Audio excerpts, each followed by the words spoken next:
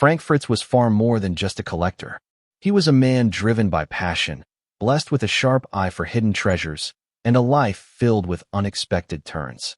From his rise to fame on American Pickers to the personal battles he faced off camera, his journey was anything but simple. He faced illness, heartbreak, and internal struggles, yet still managed to keep smiling for the audience. But what truly happened in his final years? Let's take a look at how Mike Wolfe finally broke his silence about Frank Fritz, and why the truth isn't easy to hear. After Frank's passing, fans waited for his longtime friend and former co-star to speak up. Though the two had their differences later in life, Mike Wolfe eventually spoke out about Frank, and what he said wasn't easy to accept. Still, before discussing the end, we have to remember what Frank gave the world.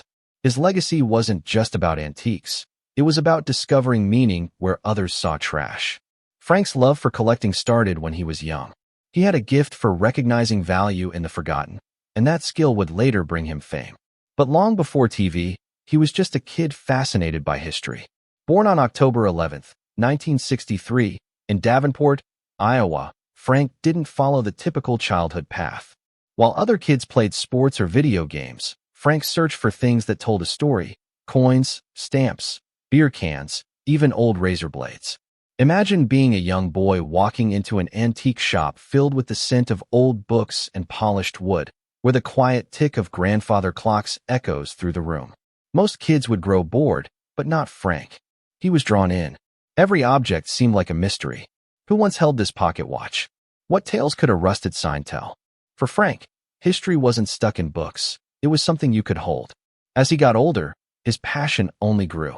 What began with small collectibles turned into an obsession with bigger finds: motorcycles, dirt bikes, rare memorabilia. His weekends were spent at flea markets, garage sales, and estate auctions, always chasing the next discovery. Some saw it as a quirky hobby, but to Frank, it was a lifelong adventure. Surprisingly, his career didn't begin in the world of antiques. After finishing high school, Frank took a very different route. He became a fire inspector in Iowa, a job he kept for nearly 25 years. It paid the bills and gave him stability, but his love for collecting never faded. On the surface, his job had little to do with antiques, yet it gave him access to old buildings, firehouses, and warehouses, places filled with forgotten relics. During that time, Frank began collecting fire-related memorabilia: helmets, antique alarms, extinguishers, and other items that captured the bravery of past generations. Gradually, he realized his passion wasn't just emotionally meaningful, it had financial value too. What if he could turn that passion into a profession? It wasn't easy leaving a secure job, but Frank took the leap and opened his own antique shop, Frank's Finds, specializing in firemen's gear and rare collectibles. It marked his shift from hobbyist to full-time entrepreneur. Of course, most people came to know Frank through American Pickers. The show made him a familiar face and a beloved personality among antique enthusiasts across the country. But Frank's story wasn't just about old signs and rusty bikes. It was about deep friendships, shared dreams, and eventually, painful betrayal. At the core of American Pickers was the partnership between Frank and Mike Wolfe. For over 10 years, they crisscrossed the country's back roads, hunting for hidden gems and overlooked treasures. But long before the show, they were just two guys from Iowa who shared a love for collecting. Their friendship brought laughter, success, and, in time, a dramatic falling out. So what caused their bond to unravel? As mentioned earlier, Frank was born in 1963 in Davenport, while Mike arrived a little later in Joliet, Illinois. Both ended up in LeClaire, Iowa, where they first met in middle school. But were they childhood best friends? Not exactly. They weren't especially close back then. Their lives ran alongside each other for years, but their true connection didn't come until adulthood. They weren't inseparable from the start, but fate eventually brought their shared passion together. Their mutual love for antiques is what initially brought them together and helped forge a strong connection. Mike was always the visionary, the one with big dreams and bold ideas. While others saw junk, he saw opportunity. He didn't just want to collect antiques. He wanted to turn picking into something greater. He imagined a world where people could watch pickers like them in action. Frank, by contrast, was more easygoing. He enjoyed the thrill of the hunt, but was perfectly happy running his small antique shop, Frank's finds. He had no aspirations for fame or wealth. What mattered most to him was finding lost treasures, chatting with fellow collectors, and doing what made him happy. Still, when Mike pitched the idea of a reality show, Frank found himself intrigued. It wasn't an easy idea to sell. Frank had doubts, but Mike was relentless. He spent years filming his own picking trips, developing a pitch, and approaching different networks. After facing repeated rejection, the History Channel finally took a chance. In 2010, American Pickers was launched, and just like that, Frank and Mike became television personalities. The show was an immediate success. The concept was simple but compelling. Two friends traveling the country, searching barns, garages, and junkyards for hidden gems. Yet the appeal wasn't just in the antiques. It was in the people they met and the stories behind each item. Mike played the role of the confident negotiator and entrepreneur. He brought energy and big-picture thinking. Frank was the show's heart. He had a natural ability to connect with people. His humor, charm, and ease turned even awkward moments into something memorable. Viewers connected with him because he was genuine. He truly loved the world of picking. For over 10 years, they crisscrossed the nation hunting for what they called rusty gold. Their chemistry felt real and familiar, like two brothers ribbing each other while working together. While Mike often led the negotiations, Frank had his own niche. He was passionate about motorcycles. If there was a dusty old bike in a barn, Frank's excitement was instant and unmistakable. Everything looked perfect on screen, but tensions were brewing behind the scenes. In 2020, fans noticed Frank's absence from episodes. At first, the explanation was vague. Later, it was revealed he had taken a break for health reasons. He had undergone serious back surgery, which left him with 185 stitches and 2 metal rods in his spine. He was also facing personal struggles, including addiction. Many believed Frank would eventually return, but as time passed and his absence continued, fans grew concerned. The silence from Mike and the show's team was noticeable. Then, in 2021, it became official: Frank was out. Mike issued a statement wishing him well and expressing that he would be missed. On the surface, it seemed like a polite farewell. Frank, however, had his own perspective. He spoke openly in interviews, saying he felt abandoned. According to Frank, Mike never reached out during his recovery. After more than a decade of working side by side, traveling across the country, and building a hit show together, Mike didn't even call to check in.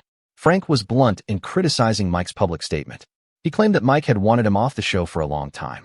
He said their relationship wasn't what fans believed. It had been mostly for the cameras.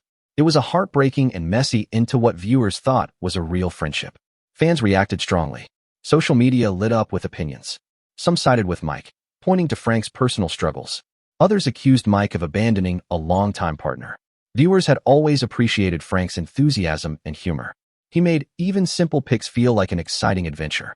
Even after his departure, many fans hoped for a reunion. They held on to the possibility that Frank and Mike might patch things up. But that reunion never happened. Frank's exit marked a turning point. The show went on, but it lost something essential. The unique dynamic that once made it so special was gone. For many viewers, American Pickers just didn't feel right without Frank.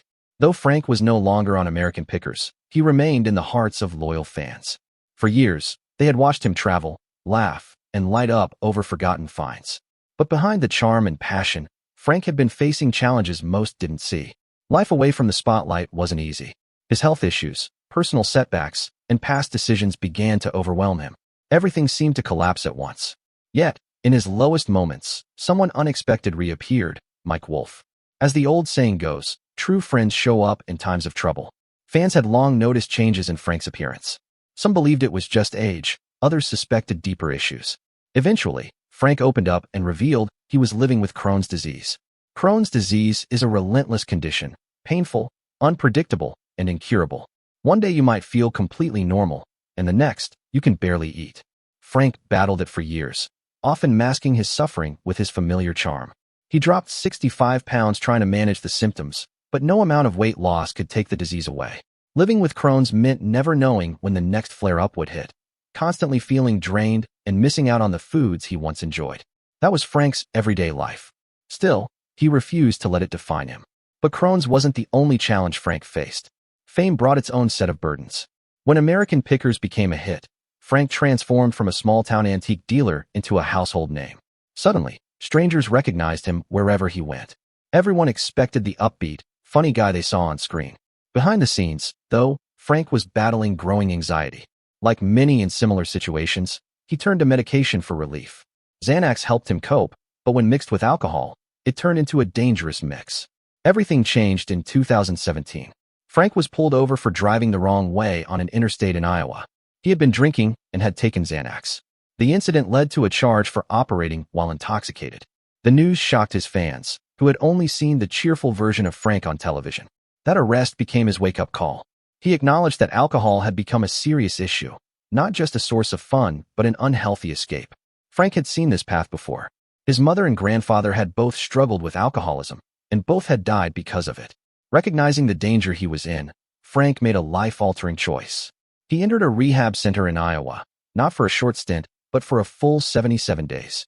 He committed himself to recovery, determined to break the generational cycle that had haunted his family for so long. When he left rehab, Frank was a changed man.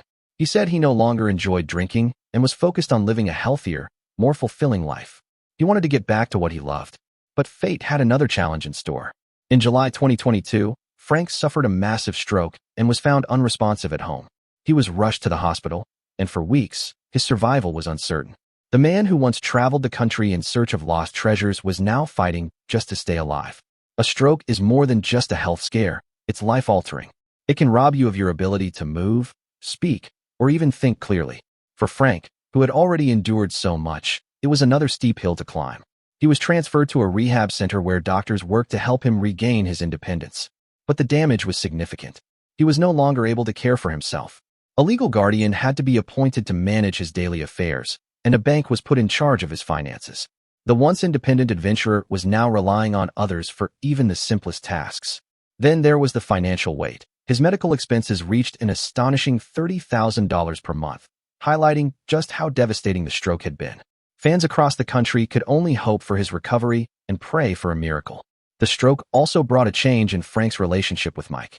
Mike stepped in, visiting Frank in the hospital, checking on his well-being, and making sure he was receiving proper care. He didn't view Frank as a former co-star or someone he'd once clashed with. He saw him as the lifelong friend he had always been. After years of silence and tension, the two reconnected. They talked, laughed about the old days, shared memories, and let go of their past differences. There were no cameras, no show, just two old friends finding their way back to each other. Mike later shared that he and Frank had many heartfelt conversations before Frank's death. The anger and resentment were gone. In its place was a renewed bond, full of understanding and affection, one that ended in heartbreak. Even with Mike back in his life, there was one person noticeably missing from Frank's final chapter, Diane Bankson. Their relationship had once seemed like a fairy tale, but in the end, it became one of Frank's deepest sorrows. The two first met when Frank was just 25, and their on and off romance spanned decades. But it wasn't until 2017 that Frank finally proposed. He was ready to settle down and wanted to spend the rest of his life with Diane. Mike spoke, and then came the startling words. He killed her the moment he sold that house. He didn't mean it literally.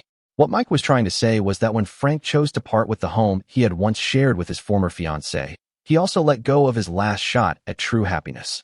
Rather than fighting for the relationship, rather than owning up to his mistakes and having an honest talk, Frank simply walked away. And in doing that, he lost more than just a place to live. He lost the one person who might have stood by him when his world began to crumble. Mike explained that Diane had deeply wanted to try again, to give their love another chance. But that second chance never came. And maybe, just maybe, if she had still been in his life, Frank wouldn't have faced all his struggles alone. Maybe he'd still be alive today. That, Mike said, was Frank's greatest mistake, not his illness or his hardships, but letting her go. What do you think? Do second chances in love really exist? Can break relations?